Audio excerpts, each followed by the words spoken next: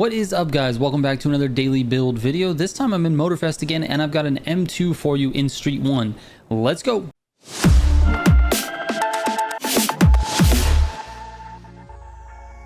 Real quick before I get into the video, if you're looking for any of my builds, I have a full spreadsheet of builds for Need for Speed Heat, Need for Speed Unbound, and the community builds for Need for Speed Unbound, and I'm adding Motorfest tunes as well. You can go to militiagamingco.com/builds and you will find those builds. And in addition to that, if you want to submit your builds for testing, you can do that on the same exact page. Just scroll down and enter your information in either the Motorfest form or the Unbound form. I'll check it out when I have a chance, and maybe you'll be featured in a video like this.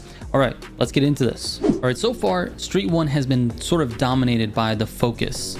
It's definitely the best car to use in the grand races, and I've sort of been on a search to find the next best thing, or maybe something that's a little bit better or that can compete with the Street 1 Focus. But I really haven't found that car yet. I put out a video yesterday, I believe, on the RX-7, which is close, it's fast, just doesn't handle real well, and it's a little bit too slidey. This BMW M2 is also fast, and I think it's right there with the Focus, like really close. Like I would say probably even or slightly better. I ran a slightly better time on the more twisty, turny, short track style test course that I use, and I ran a longer time slightly by like a couple of tenths on the longer, straighter course than the Focus. So this thing is like about as close as you can get. And I have to shout out Goliath in this video because he's the one that sort of tipped me off. He's the one that told me to go ahead and try this car. And so I've got this tune for you. It actually doesn't feel that great. I've played around with it both ways. I've gone completely one way, one direction with the tune, and then tested the car. And then I did the exact opposite of that tune and tested the car again. And it seems like this car really just doesn't react super strongly to the tuning inputs. So depending on what you're doing with the car, it just doesn't feel a lot different with every tune that you've put on there. So like I said, I've played around with it a lot. I've done a lot of different things, but this is what I've ended up settling on because this is what I've been able to run the fastest times on. I've tested it a lot. And anyway, yeah, let's get into the tunes. So stats first, 180 mile/hour top speed. It actually goes over that, no problem.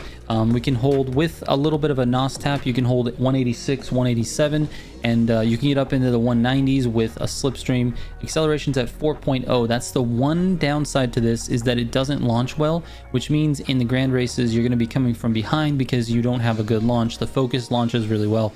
The braking is 21.9. The lateral Gs are 1.16. All right, here is the tune. So if we scroll down to the suspension, we've got plus 10 on the rear spring, we've got plus 20 on the compression rear, and then plus 20 on the rebound rear. ARBs are completely stiff. Camber is completely negative. That's it. That's a simple tune.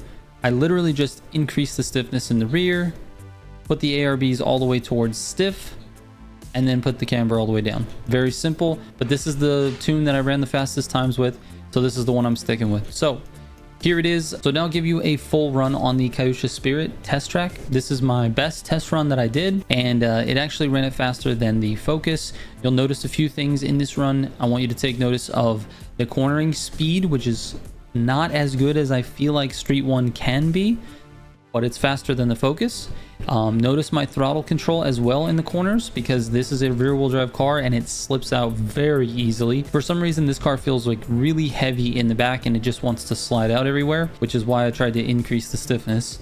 But just take note of those things. And then the speed, the acceleration, basically from the middle of the transmission or the middle of the gears all the way up to the top speed, it actually has very good acceleration. So anyway, take note of those things, and I will catch you on tomorrow's daily build. Once again, if you have any questions, send me a DM on Instagram, Twitter, or Discord. I read and respond to every message.